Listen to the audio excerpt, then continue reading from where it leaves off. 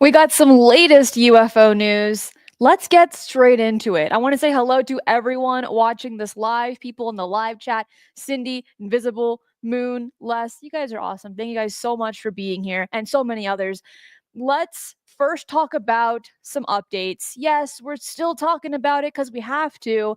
And some more things about these objects being seen in New Jersey and how it's being addressed by the FAA, by the DoD, and so on. Because as we know from earlier this week, the FAA implemented temporary flight restrictions in 29 New York areas and 23 New Jersey cities up until January 17th of 2025.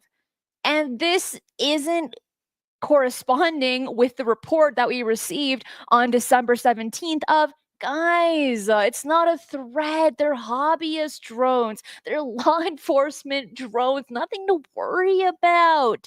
Out of the several thousand drone reports that we received, only about 100 we have to look a little bit deeper into, but no threat. So then why are you placing these flight restrictions, right? In 29 areas in New York and 23 areas in New Jersey? Like, does that even make sense to you? None of this from the beginning up until today, none of it's making sense. The Pentagon, DoD, FAA, FBI, they keep contradicting themselves. And you know what? It's sloppy. Wouldn't you think so? A little too sloppy, if you were to ask me. Now, Governor Kathy Hochul, hopefully I said that right, emphasized that these measures are purely precautionary with no specific threats.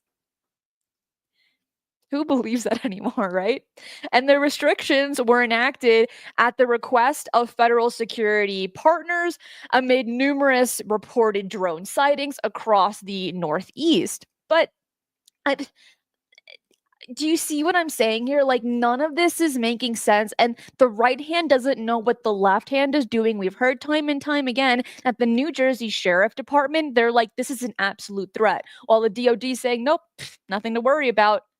And they're still kind of going with that narrative, even though these objects, I don't even want to call them drones anymore. These objects are flying over military bases, of course, not only here in the US, but also in England, which is going to be our next article in just a moment. But we got to stay up to date on what's going on here. We can't let this story die like how we did for the alleged Chinese spy balloon that flew over the US back in February of last year, and then over Yukon, over Lake Huron, right? And we talked about it for a few weeks and then it died. We can't let that happen again with these mysterious craft in the sky that are being seen by thousands. People are trying to shoot them down at this point. Allegedly, the manned drones that you can buy at the store go up to try to catch up with these unknown drones in the sky, and their batteries drain out. It's weird. And now we're seeing these strange UFO sightings in and around the Hudson Valley in New York. And that place is so famous because they had their UFO flap just a few decades ago. And we're kind of seeing it again. Now, New York Governor Kathy was really saying, hey guys, it's purely precautionary. Believe me, right? Even though they're shutting all this stuff down. And then you had President Biden who had addressed this and said, hey, guys, they're not nefarious. Why do we keep hearing that word over and over again? Not nefarious. Out of all the words in the dictionary, got to pick that one consistently over and over. I don't know. That kind of it sets alarms inside of me. And I think it sets alarms for a lot of people that are following this story, which is unfolding every single day. If you're a day behind, you're several days late, really. But also, you have the Department of Homeland Security, the FBI, the FAA, the Department of Defense. They looked at these they said that they looked at 5,000 reported sightings, and then they came up to the conclusion of not nefarious, nothing to worry about. But they shut down the Wright-Patterson Air Force Base in Ohio for an hour. And if you follow this topic, when looking at UFOs, the Wright-Patterson Air Force Base is notorious for holding strange, unknown craft, um, black projects as well, and all these different things. And so then for that one to be shut down, I don't know. It sounds pretty weird. Planet X, thank you so much for supporting the channel. Says, keep up the good work. Thank you for being here. Thank you for everyone that's catching this live and spending time with me and everybody else here. Let's talk about these things. Talk about the latest UFO news. What the heck is going on around our planet? And we're seeing so much news at the very end of the year. We didn't really see a lot of it near the middle. We got some good stuff, don't get me wrong, but nothing insane. Here we are at the very end, and you can't let your Aunt Macy stop talking about it. Someone who showed no interest in this topic now can't stop. And I'm living for it. I'm loving it so much. And now we have a place where we're like, I can give you more information. I know some stuff. And then everyone's ears are perked up and like, I'm listening. I'm listening to you. What do you have to say? And then you can finally shine in knowing about this topic, being knowledgeable in it. It's pretty cool. You know what? It's actually a flex, to be fair. It's a flex. Now, the political response on this has been pretty notable. A lot of lawmakers, congressmen, and representatives are really showing an interest in this. You know, some of the more popular ones are Nancy Mace, Tim Burchett, Anna Paulina Luna.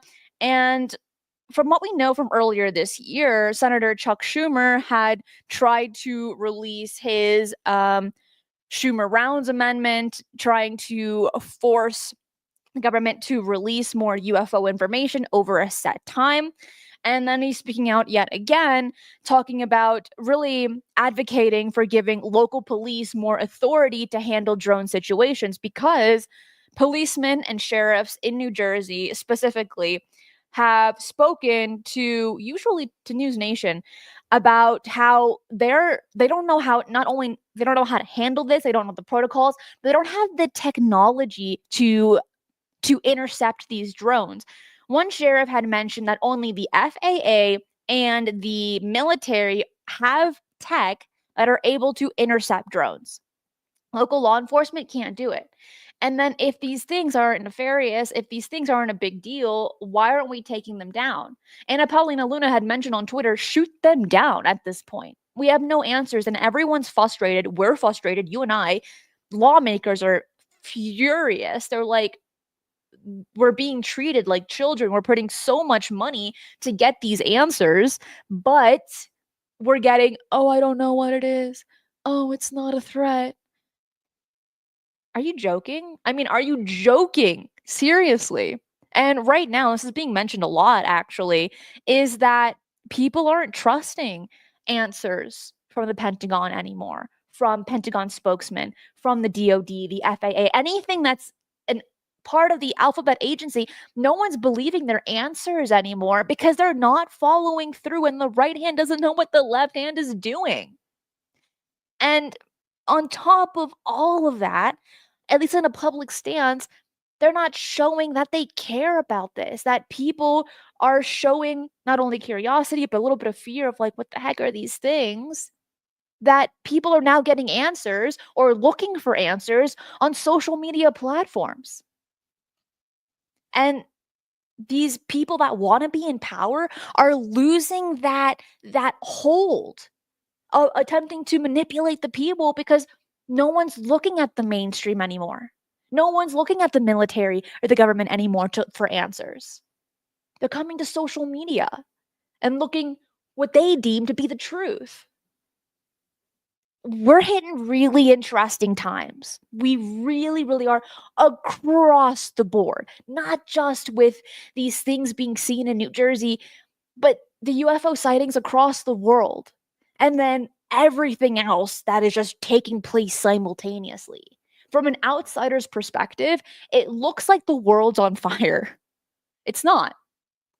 Depends on who you ask and your perspective. To my perspective, it's not actually on fire, but it can kind of look like that. And this is just adding fuel to it.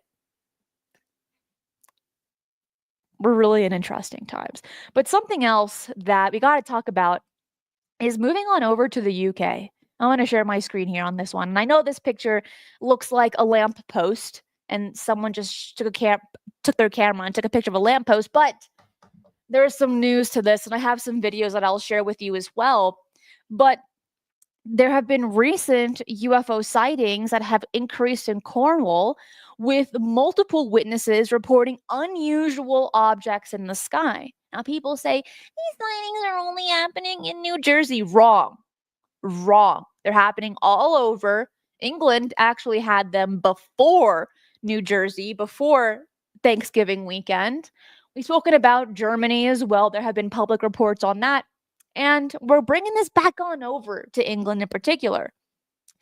In Porthtowan, a dog walker captured video footage near the Royal Air Force Base of a strange light hovering for approximately 10 minutes before moving south along the coast on December 9th at 7:18 p.m. And I have that video, and it's oh, there it is. Yeah. And you can just watch this while I continue, because he believes that it is connected to another sighting in Newquay.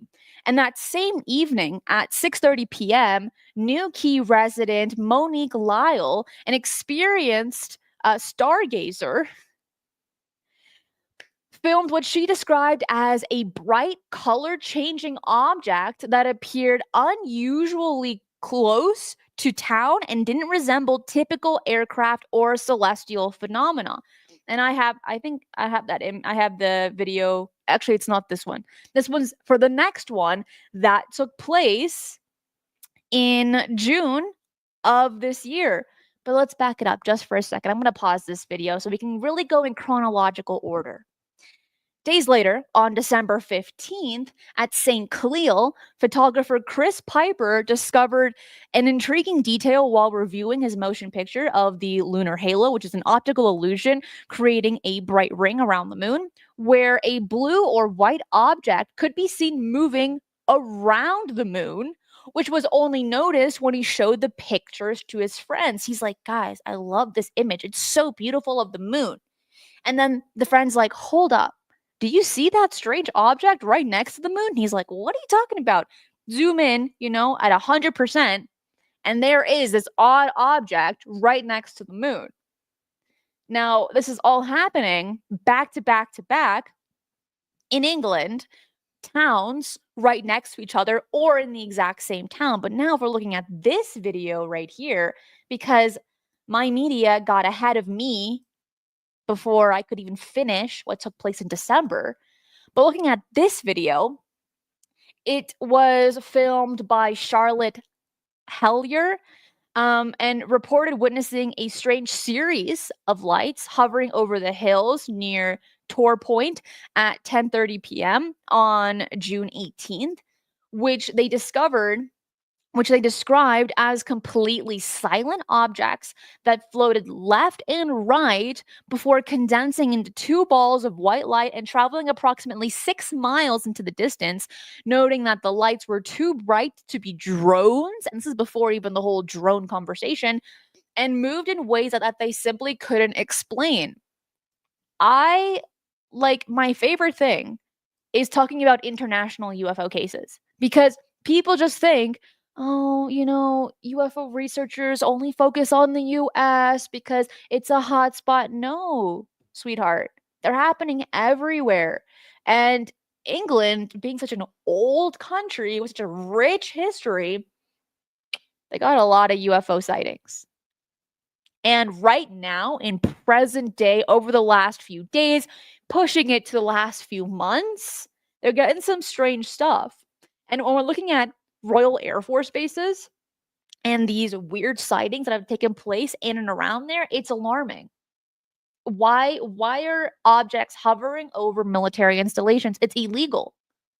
That's restricted airspace. You got to have a license, you got to have a purpose. And you got to be owned by the government in order to do so without being shot down or looked at or investigated or going to prison for, right? Answers are not adding up that we're getting. People are pretty skeptical.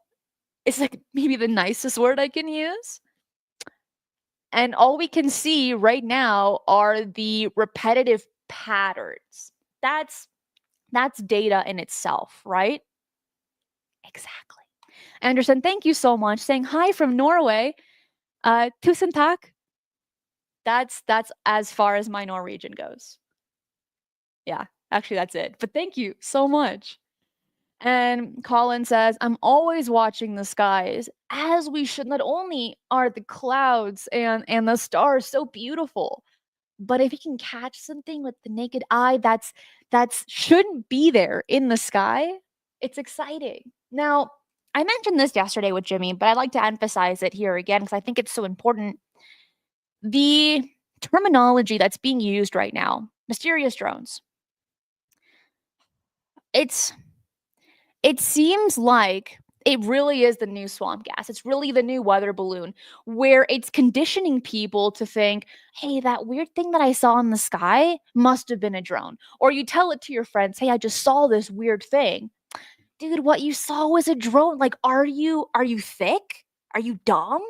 Right? It's this level of conditioning to once again enhance that ridicule, to enhance that stigma that we have been trying to brush away over the last several years.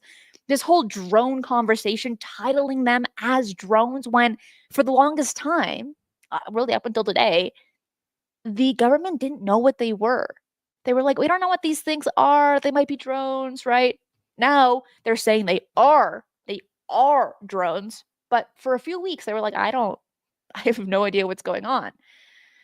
Using this term over and over and over again has become already so prevalent in our vocabulary when talking about the UFO phenomenon that while it's exciting that it's being spoken about, it's disappointing that is the stance that's being taken by so many of, dude, what you saw, bro, homie, what you saw was a drone. But what if it wasn't? Do you still want to keep talking about it when people keep telling you otherwise? Do you see what I'm saying here? Don't be conditioned just because the media and people are telling you to do so. Keep calling them UFOs. Keep calling them UAP until you know for a diddly darn fact that it is a drone. And some of these are the size of an SUV, 6 feet or longer. You can't casually find one of those at the store. People have looked and you can't find them. So for now, these things will be objects, strange things in the sky. But drones, man, breaks my heart just a little bit. Max, thank you so much. It says, of course, we're seeing quadcopters at UK air bases. Pretty soon, it'll be the only Air Force we can afford. Oh, dang.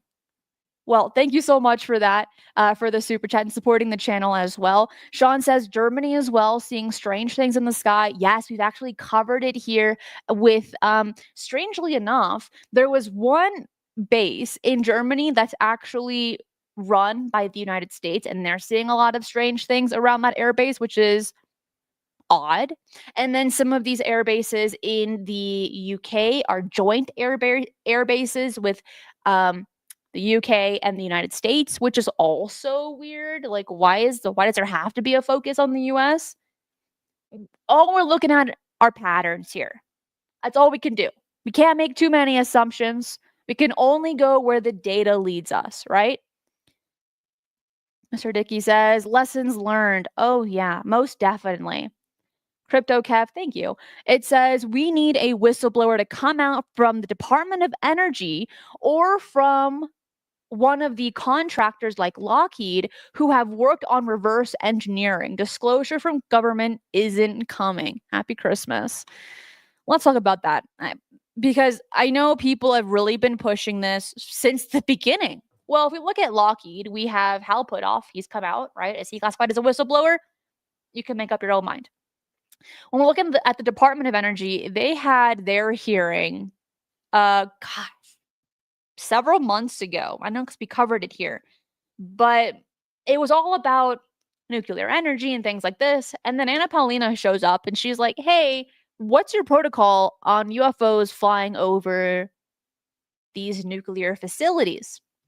And the secretary of the DOE said, I can answer that in a closed setting. So if we were to get someone from the DOE to come forward and talk about what they're seeing in and around nuclear facilities pertaining to UFOs, would be super interesting. But let's say they did. How many people at this point would believe them? Because you have two camps. Those are going to say, oh my gosh, we're so grateful for this whistleblower. Or, dude, they're a plant. They're the CIA trying to confuse us and give us misinformation. You can't win. People were skeptical about Grush when he came forward. People are skeptical about Lou Elizondo when he came forward, right? Hal Puthoff as well. And the list goes on and on. You can't please everyone.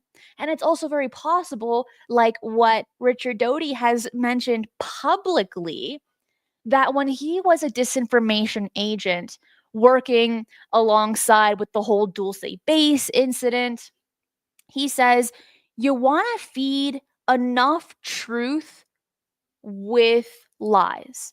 70% truth, 30% lies, mix it up and let the person have fun. That's why this topic is so hard to cover, because you don't know people's agendas. You don't know if they're genuine or not. And at this point, people, everybody has trust issues. And I get it. I do, because I'm on that same boat. When someone writes me an email and they're like, hey, Christina, I'm a part of this department and now I'm retired and I have all this information to share with you, because I get a lot of those emails. I'm like, okay, you can just write it to me in an email and I'll look it over. But in the back of my head, I'm like, red alarms, all of these things are taking place. And I'm like, do I believe this person? Do I not? Of course, do a background check on them. But I'm always thinking, how many people are attempting to feed me lies so that I can feed them out to the public? So I'm very careful, always. I'm very skeptical. And I don't trust easily, because this topic is so hard to cover, to discuss, right? And there's a lot of backstabbers out there as well. Those that want to hurt you from the sidelines. We've seen that too many times, haven't we? And I bet you can think of at least one person that it's happened to. Or those that are in fear of their lives after coming forward and sharing certain information. You can think of a few people, right? It's a scary topic, but it's worth covering. In my opinion, it's a topic worth covering. Now we're gonna slide away from the dark into the light. That was a really good transition, because talking about the sun. See what I did there? This is very cool. NASA's Parker Solar Probe is reaching a historic milestone with its closest approach to the sun on December 24th of this year. Dr. Noor Rawafi, a NASA scientist involved in the project, compares this achievement to the 1969 moon landing. That was pretty high up there. Noting that it's the first time a spacecraft will fly this close to the sun, a feat that took over 6 decades of technological developments to accomplish. And this journey, which began with the probe's launch back in 2018, required 7 gravity assistants from Venus to gradually reduce the spacecraft's speed and to bring it closer to the sun. And what's really exciting about this is that it is one of the fastest man-made objects capable of traveling from Earth to the moon in just 30 minutes at a speed of 191 kilometers per second. And then on top of that, what it's attempting to investigate is why the sun, in some respects, like the corona, why is it so hot when it's actually coming outside of the sun more so than the regular temperature? Why is that? Let me just zoom in on this image right here. This is a corona, this little fart coming out of the sun. This right here is hotter than the temperature of the surface of the sun. Now, this machine, this probe, is attempting to understand as to why that might be. And I'm also curious. I want to know why. I want to learn about space. It's exciting. And it's going to be the closest it's ever been to the sun on December 24th. Perfect time for the holidays, right? What do you think about this? I gotta ask, do you find this as interesting as I do? I feel like it's only appropriate to call it that. Maybe a little burp, right?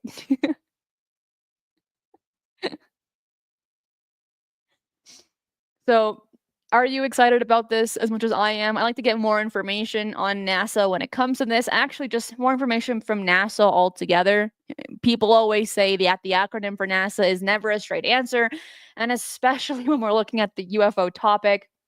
They haven't given us any valuable information, not only with their briefing that we received last year, where Bill Nelson said my favorite quote of all time of, "We're transparent, you can be at your boots." And then you had Michael Gold, a panelist at the UFO congressional hearing, really just being a cheerleader for NASA, stating, hey, give all of your UFO news and all of your UFO information to NASA and let them take care of it. And we haven't gotten any information since, not even from their independent study group, which that media briefing that we got last year was so lackluster.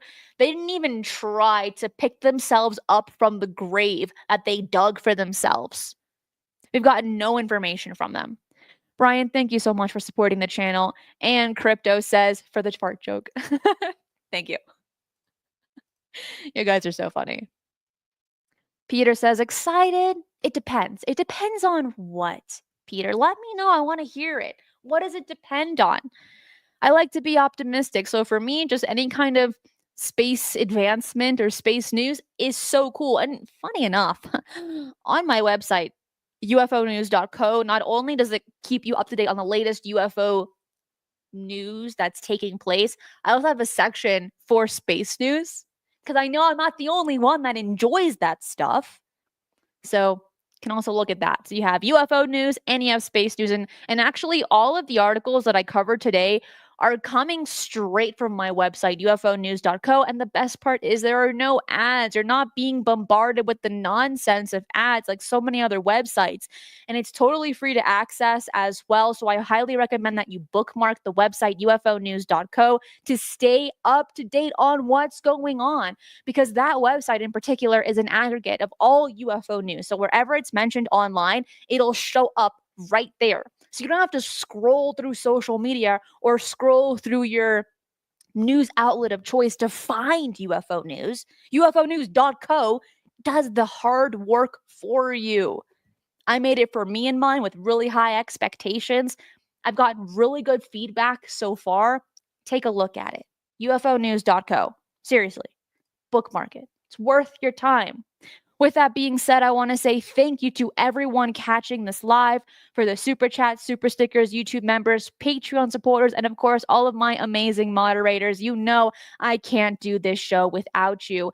That is it for today. I will see you next time. Be safe, and remember, keep your eyes on the skies.